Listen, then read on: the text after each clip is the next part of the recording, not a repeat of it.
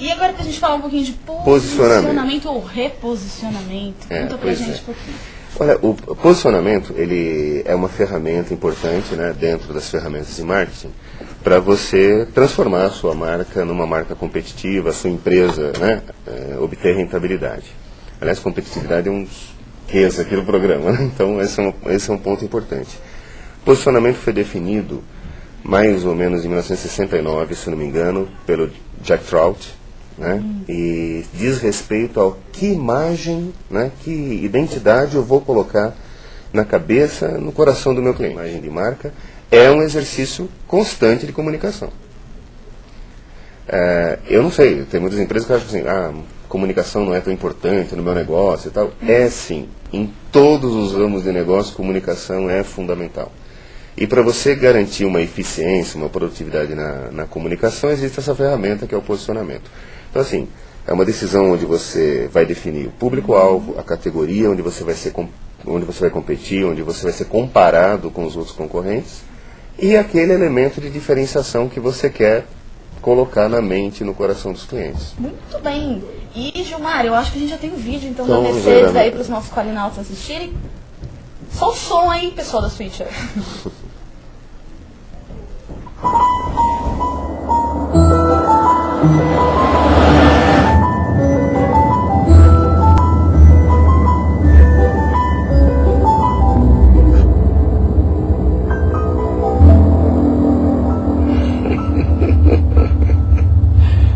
Sorry.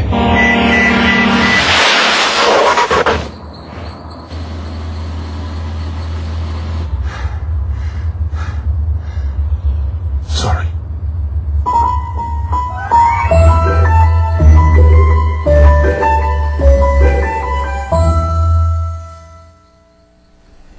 Nossa, que medo andar com a morte dentro do carro. Mas ele se relacionou bem, né? Pois é, relacionou muito bem. Você vê, uma palavra, né? Sorry. Sorry. Né? E aquela cena, que é uma coisa assustadora, né? Digamos assim. O cara, o condutor lá, né? Já está num carro que é um ícone, né? Mas aquele momento não é previsto por ninguém. E é naquele momento que o contrato tem que funcionar, né? É o contrato. Olha, o nosso carro tem tecnologia, tem engenharia, tem conforto, tem performance e, no momento que você precisar, tem segurança. Tem segurança. Sensacional. Né? E esse é um trabalho que, obviamente, a Mercedes vai desenvolver aí por algum tempo. Esse comercial é desse ano. Muito bem. E, Gilmar, quando é que a gente precisa pensar em reposicionar uma marca? Quando é que tem que dar aquele estalo na cabeça do empresário, das pessoas que falam assim, não, peraí, o que ele precisa enxergar ali naquele momento para ter essa mudança? Pois é, essa é uma brincadeira que eu faço com alguns colegas, né, de profissão, né? Reposicionamento de marcas, às vezes, acontece nas empresas como uma espécie de gripe, né?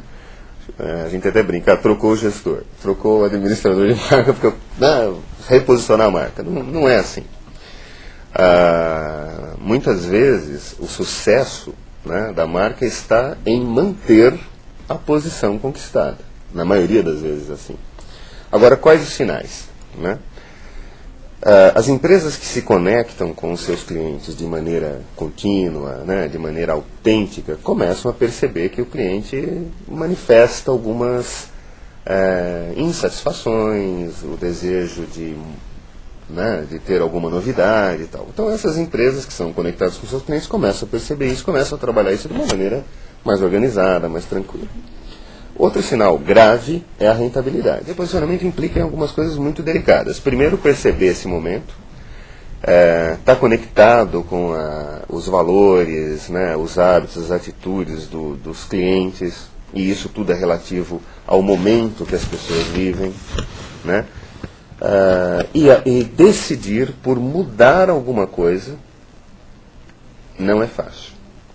Quando você decide mudar um posicionamento, significa que você está, não tranquilo, porque isso nunca é tranquilo, mas assim, você está consciente de que precisa deixar aquele cliente, que você precisa de um outro tipo de cliente, você precisa competir num outro nível de preço, maior ou menor, enfim, cada situação, né, vai dizer. E significa fazer trocas. Nós, seres humanos, não temos muito essa habilidade de lidar com perdas e com trocas com tranquilidade. A gente, em geral, quer somar, somar, somar, e não dá. E ainda com relação ao reposicionamento, tudo muda o tempo todo. Tudo não muda o tempo todo no então, mundo. Então, o que era? A gente vai ver aqui em alguns comerciais aqui que o Gilmar trouxe pra gente, que o que era interessante em 1970, o mundo mudou, a cabeça das pessoas também muda.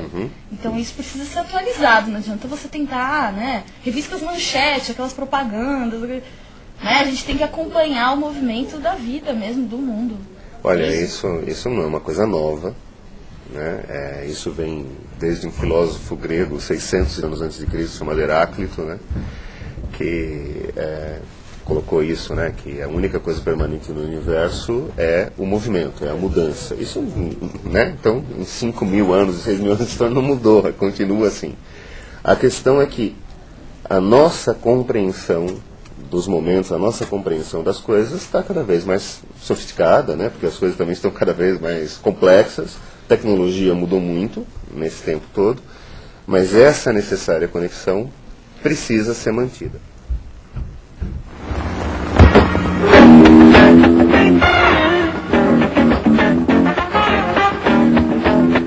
Você reconhece a Legítima porque ela tem essa marca gravada no centro da palmilha. Ela é mais resistente, não solta as tiras, não deforma e dura muito mais. A Legítima Havaianas é o melhor lar para o seu pé. Antes de comprar, veja de perto. Havaianas, a grande sandália. Olha aí, seu Popó. O senhor não pediu para lembrar de comprar as sandálias? Estão aí bem na sua... Ai, não seja ridículo. Pra que me mostra uma coisa dessa? Se eu quisesse uma sandália qualquer, eu diria só ainda quando encontrar uma sandália qualquer, você me mostra. Eu quero Havaianas, as legítimas, que não deformam, não saltam as tiras e não tem cheiro. Fique de olho na marca. Legítimas, só Havaianas. Muito bem. Já pensou se a gente passa um comercial desse? Vozes do além. Já pensou se a gente coloca um comercial desse hoje em dia na televisão? Vai ser motivo de chacota, né? Na época era extremamente adequado. E a mensagem da Havaianas era muito clara. Não deforma, não solta as tiras e não tem cheiro. Um aspecto extremamente funcional de uma sandália popular. Essa era a ideia. Óbvio, a rentabilidade e as vendas da Havaiana caíram muito. Mais de 20% há 15 anos atrás, bem mais de 20% há 15 anos atrás, e aí eles falaram, bom, vamos tomar, né? Era o momento, precisamos mudar alguma coisa. E aí não adianta fazer mais do mesmo, que é uma coisa que acontece muito também, né? Vamos abaixar mais o preço, vamos cortar mais os custos, vamos fazer mais propaganda. Mais do mesmo você tem, em geral, menos resultados dos mesmos que você já tinha. Então não adianta. Eu acho que foi assim, a coragem de decidir mudar, né, ir para um outro público, né? Sim, o risco, né, correram o risco, e a habilidade, a disciplina na execução.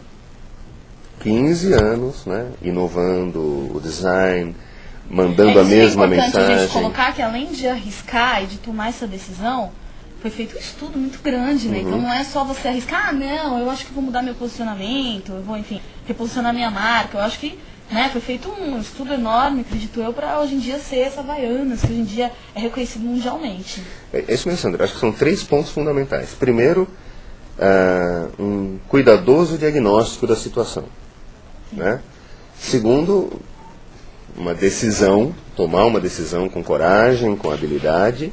E terceiro, disciplina na execução das coisas. Porque senão o ano que vem muda o administrador, ou o ano que vem e lá vem a história do reposicionamento. Aí não adianta também. Né? Porque senão cada verão tem um posicionamento novo. Aí não adianta. Né? Escolher um rumo, seguir aquele rumo. Por isso que precisa estudar bem para decidir qual é o rumo entre as várias possibilidades. Né? Não é sair fazendo, pelo amor de Deus. Mas a gente vê bastante isso. E olha que interessante, o Neto Palma, a gente está falando aí, mostramos a propaganda da Havaianas, ele está falando assim, eu me lembro da propaganda dos anos 80, carro a álcool, um dia você vai ter um. O dia chegou. Muito bem, o Rex Tank está falando o seguinte, Gilmar, é positivo uma marca se tornar sinônimo do produto? Ele traz como exemplo a Gillette, a Xerox, o Bombril, que são marcas que se cristalizaram, né, no nosso país. Como é que funciona isso? Isso tudo também não aconteceu por acaso, né? Obviamente, o produto muito bom, comunicação eficiente, né? E uma promessa, um contrato, né? Que atendeu às expectativas que aquele cliente tinha. Agora, ainda falando sobre reposicionamento, a gente entende que logo que você faz esse tipo de ação, alguns clientes são um pouco mais restritos e acabam reagindo um pouco contra isso. Como é que a gente trabalha essas pessoas que são mais resistentes à mudança, essa porcentagem dos clientes? Como é que a gente faz? Tem uma parte dos clientes que são os primeiros, né? Os 5%, né, na curva normal, e 5% das pessoas são os primeiros a irem atrás de qualquer novidade. Custe o que custar. São os mais moderninhos, é Exato, isso? são os inovadores, né, iconoclastas, tal, eles vão atrás de novidade. E tem lá, no outro, aí tem a curva normal, né, a maioria das pessoas, né, que à medida que o produto se torna mais conhecido, as condições de compra melhores, a oferta, enfim. E tem aqueles que são os últimos a comprar, né? São aquelas pessoas que hoje estão comprando um aparelho de DVD. Então, isso é natural, é assim mesmo. Né? A questão não é o preço, a questão é a resistência mesmo à mudança. Recentemente, nós tivemos esse ano aí uma coisa interessante, né? Que é o lançamento do Fiat Uno. A Fiat, no Brasil, assim, tem uma imagem construída de 30 e poucos anos para cá, sempre inovando em termos de design, ofertas e tal. E o Uno, quando ele foi lançado, ele foi um carro muito inovador dentro daquela proposta, né? Um carro com 1000 cilindradas, ar-condicionado, direção hidráulica, 4 portas, coisas que são os sedãs, né? Então, adquiriu aí uma legião de fãs. Depois virou o Uno 1000 e tal, né? Está aí até hoje, em produção até hoje. E essa coisa do design meio retrô, meio aventura, meio retrô, eu não sei nem definir isso, nem sei se precisa, né? Mas esse tipo de carro compacto, com muitos acessórios, cores, as cores voltaram para a rua, né?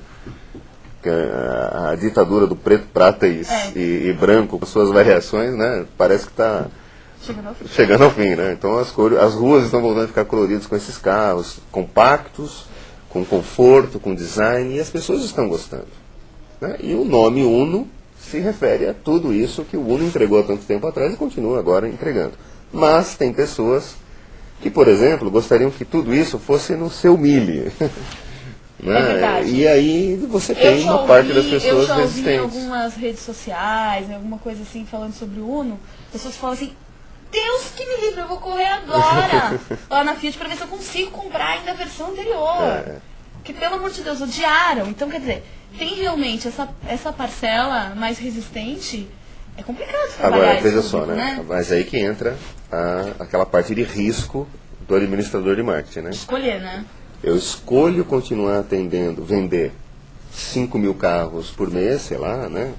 Para esse público, ou eu escolho reconstruir essa aura, né, em torno, né, dessa marca Uno e vender 50.000. Falando dessa maneira, é óbvio, né, que fica fácil escolher os 50.000. Mas não é, porque a venda só acontece depois, né? No PowerPoint você prevê, mas a venda só acontece depois, né? Pois é. Agora, quando é que a gente fala, para falar sobre marcas novas, né? A gente pode falar em reposicionamento ou posicionamento, já que é uma marca nova. Como é que a gente faz isso? Qual que é o momento? Mesmo sendo uma marca nova, é o momento de reposicionar? Como é que a gente enxerga isso? Eu acho que começa assim aquilo que a sua equipe de vendas traz para você é uma informação importantíssima, né? O administrador da marca, o administrador de mercado, conforme for a estrutura da empresa, tem que estar conectado com a sua equipe, isso que eu falo, né?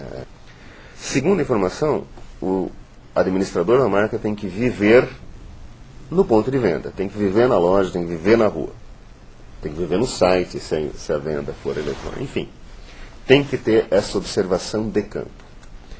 Contar com institutos de pesquisa, né, as agências, enfim, todos aqueles profissionais que ajudam, né, na gestão da marca. Isso tudo vai dar um diagnóstico. Aí entra uma outra característica que é por isso até que eu gosto de né, atuar na escola, que é você adquirir vivência, adquirir conhecimento dos erros, dos acertos, do olho no olho com pessoas que fizeram, né? Tempo versus investimento. Para um posicionamento, dependemos mais do tempo ou do investimento, Gilmar? O que é mais importante? Boa pergunta. Eu acho que o mais caro é o tempo. Então, é o mais difícil de lidar, né? Eu acho que a disciplina na execução de uma estratégia no tempo dá uma margem maior de efetividade, né, de retorno na construção de uma marca. Bem, mas Gilmar, eu queria falar um pouquinho com você sobre a questão dos patrocínios, né? Como é que a gente linka uma marca com um patrocínio? Que isso pode ser também muito perigoso. A gente tem alguns cases aí não muito bem sucedidos. Por exemplo, uma nadadora que acabou se afogando no Canal da Mancha, que era patrocinada por uma empresa de cartão de crédito. Como é que a gente trabalha isso? Inclusive, o próprio Neto Palma fala assim, se você acha uma boa as empresas colocarem propaganda em uniformes de esportes, no exemplo, times de futebol. Acho sim. Na minha carreira isso já aconteceu também, a gente colocar, né, a marca na camisa de um time. Por acaso, um dos melhores do mundo, mas enfim, Corinthians. Então eu acho válido. Acabou! Eu acho válido, claro que acho que é válido, sim. O que acontece? No Brasil fizeram uma pesquisa, se não me engano, o ano retrasado. O brasileiro reconhece o esforço das marcas em patrocinar qualquer clube. Olha que coisa interessante.